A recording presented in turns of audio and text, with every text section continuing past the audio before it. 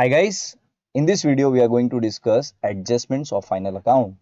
अब final account का question अगर आपने देखा है तो आपको इतना आइडिया होगा कि क्वेश्चन के दो पार्ट होते हैं, एक ट्रायल बैलेंस होता है और एक एडजस्टमेंट्स होता है। ठीक है, अब ट्रायल बैलेंस क्या होता है वो आपको ऑलरेडी पता है कि बेसिकली ये क्या होता है, उसमें क्या होता है, रिकॉर्डेड आइटम होते हैं। आई होप पूरा फ्लो आपको इंट्रोडक्शन का याद होगा कि भाई सबसे पहले जर्नल बनता है, जर्नल से लेजर बनता है और लेजर से ट्रायल बैलेंस। मतलब ट्रायल बैलेंस में जो भी आइटम आपको दिखाई दे रहा है वो जर्नल से रिकॉर्ड हुआ है, जर्नल से लेजर में आया और लेजर से ट्रायल बैलेंस में। ठीक है, but there are certain transaction जो कभी कभी हम रिकॉर्ड करना भूल जाते हैं। अब एग्जांपल के तौर पे अगर मैं बोलूं, सपोज आज 31st का नाइट है, 31st मार्च की बात कर रहा हूं, ठीक है, नॉट दिसंबर।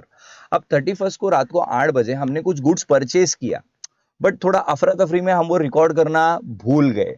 तो बच्चा ट्राई टू अंडरस्टैंड, ये जो ट्रांजेक्शन है ये हमने गुड्स परचेज किया इसी साल, बट हमने रिकॉर्ड नहीं किया, अनरिकॉर्डेड परचेजेस है।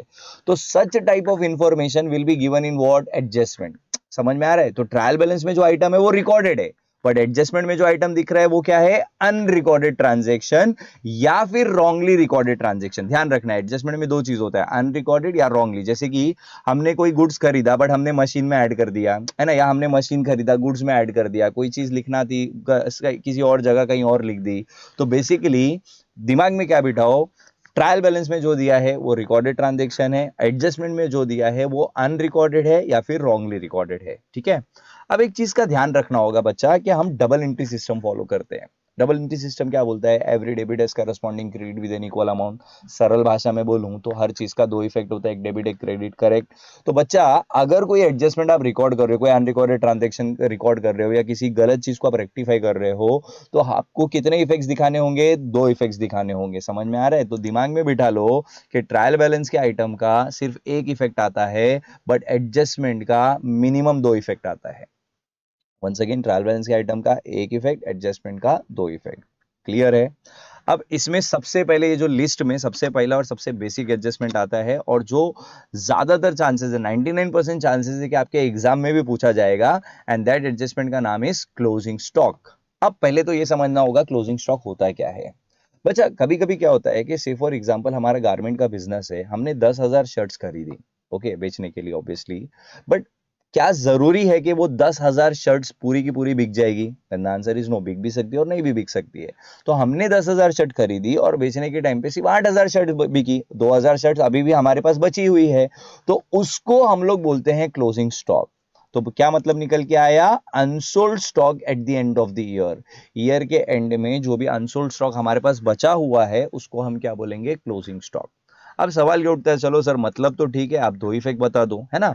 तो पहला एक चीज समझना कि गुड्स रिलेटेड जितने भी चीजें होती है ना वो हम लोग ट्रेडिंग अकाउंट में रिकॉर्ड करते हैं। आपने देखा होगा purchase sale, purchase return, cell return, है ना, ये सारी चीजें हम लोग कहाँ रिकॉर्ड करते हैं, ट्रेडिंग में।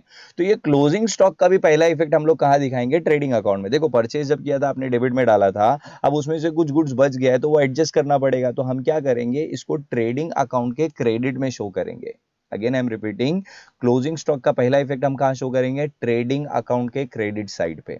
अब सेकंड इफेक्ट, थोड़ा सा दिमाग लगाओ कि ईयर के एंड में आपके पास कुछ गुड्स बचा हुआ है, तो जब तक वो आपके पास है वो तो आपका प्रॉपर्टी है, यस और नो। तो ईयर के एंड में अगर कुछ बच गया तो आपका प्रॉपर्टी है, प्रॉपर्टी है मतलब वो क्या है, असेट है, करेक्ट। तो अब हम इसको सेकंड इफेक्ट में कहां दिखाएंगे, बैलेंस शीट के असेट साइड पे। आई होप दोनों इफेक्ट क्लियर हो गया होगा। अब एग्जाम्पल भी देख लेते हैं, अब क्वेश्चन में कैसे, एग्जाम्पल में आपको एडजस्टमेंट में दिया होगा, closing stock is valued at cost price 24,000 while it market price is 25,000। आप बोलोगे सर एडजस्टमेंट के दो इफेक्ट्स तो ठीक थे, यहाँ पे तो वैल्यू भी दो दो दी गई है। तो बच्चा टेंशन नॉट, हम है ना अभी बताने के लिए, ध्यान से सुनो।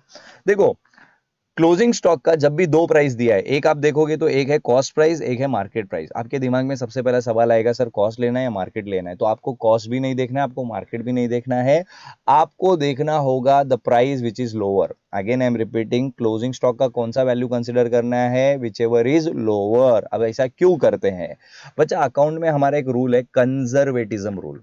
फिर से मैं रिपीट करता हूं, रूल का नाम क्या है, कंजर्वेटिज्म रूल। ये रूल क्या बोलता है कि आप पहले से सेफ खेलो ना, अगर आपको लग रहा है कि फ्यूचर में जाके आपका कॉस्ट का वैल्यू, जो भी आपका क्लोजिंग स्टॉक है उसकी वैल्यू कम मिलने वाली है, तो आप पहले से कम कंसीडर करो। देखो कॉमन सेंस यूज करो थोड़ा सा। अगर आपने आज कम कंसीडर किया, बाद में ज्यादा में बिक गया तो आपको खुशी होगी, करेक्ट ना। लेकिन आज आप ज्यादा पकड़ के चल रहे हो और बाद में कम में बिका तो जबरदस्ती डिप्रेशन हो जाएगा। समझ में आ रहा है? तो बेसिकली याद क्या रखना है कि क्लोजिंग स्टॉक की अगर दो वैल्यू दी गई है तो हमको हमेशा छोटी वाली वैल्यू को रिस्पेक्ट देना है, बड़े वाले को इज्जत नहीं देना है। क्लियर है?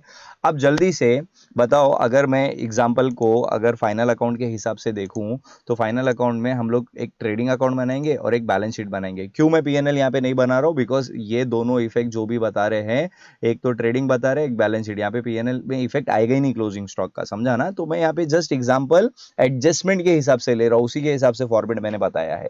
चलो, जैसे कि हमने डिस्कस किया दो प्राइस है तो कौन सा वैल्यू कंसिडर करना है? 24,000 वाला। अब बताओ जल्दी से, क्लोजिंग स्टॉक का पहला इफेक्ट क्या होता है? Trading account credit side. तो ये रहा हमारा ट्रेडिंग अकाउंट, ये रहा उसका क्रेडिट साइड। हम यहाँ पे लिख देंगे by closing stock 24,000। And second effect balance sheet की एसेट साइड पे आएगा, तो ये रहा बैलेंस शीट, ये रहा एसेट साइड। यहाँ पे भी हम लिख देंगे क्लोजिंग स्टॉक 24,000।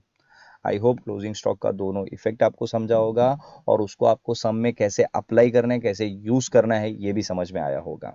ओके, चलिए देखते हैं एक और एडजस्टमेंट इसी वीडियो में, डेप्रीसिएशन। अब इसके भी एग्जाम में आने के चांसेस बहुत हाई होते हैं, तो बहुत ध्यान से सुनना, ठीक है।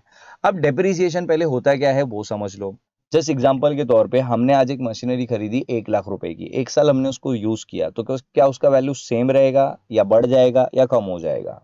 तो नॉर्मली अगर आप सोचोगे तो बेसिकली क्या होगा, अगर आज 1 लाख रुपए का मशीन है तो एक साल के बाद हो सकता है उसकी वैल्यू 90 हो जाए, 80,000 हो जाए।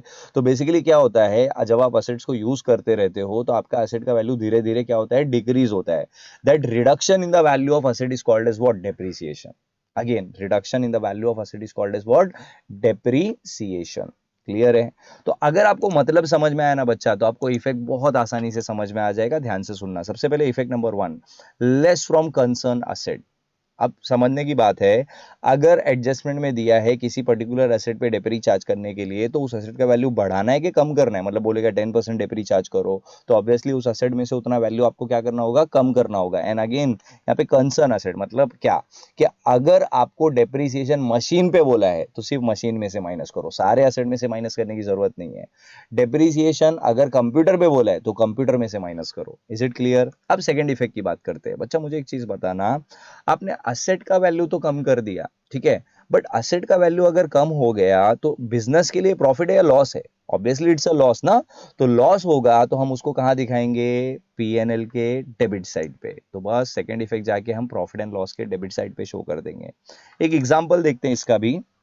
अब यहाँ पे आप देखोगे एग्जाम्पल में मैंने एक ट्रायल बैलेंस लिया है जिसमें मशीनरी और फर्नीचर दिया हुआ है, और एडजस्टमेंट में आप देखोगे तो क्या बोलता है? Depreciate machinery by 10% and furniture by 20%। ठीक है, तो चलो जल्दी से देखते हैं। पहले हम लोग दो चीज बना लेंगे। अब यहाँ पे एक तो असेट में इफेक्ट आ रहा है और एक पीएनएल में, तो एक प्रॉफिट एंड लॉस अकाउंट बना लेता हूँ और एक मैं बैलेंस शीट बना लेता हूँ। ठीक है, तो अब यहाँ पे डेप्रिशिएट क्या बोला है? मशीनरी। तो पहले जाके आपको मशीनरी को, कितना है मशीनरी? 50,000, इसको उठा के असेट में लिखना होगा।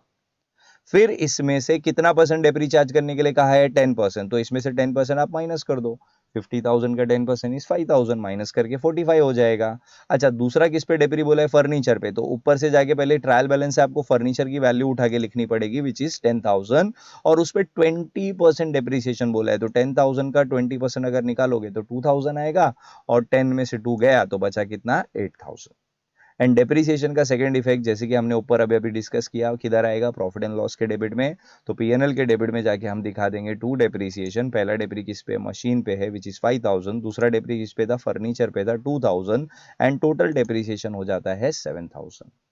I hope closing stock and depreciation, ये दोनों एडजस्टमेंट आपको समझ में आया होगा। स्टिल कुछ डाउट है तो आप कमेंट करके हमें बता सकते हो। Thank you so much.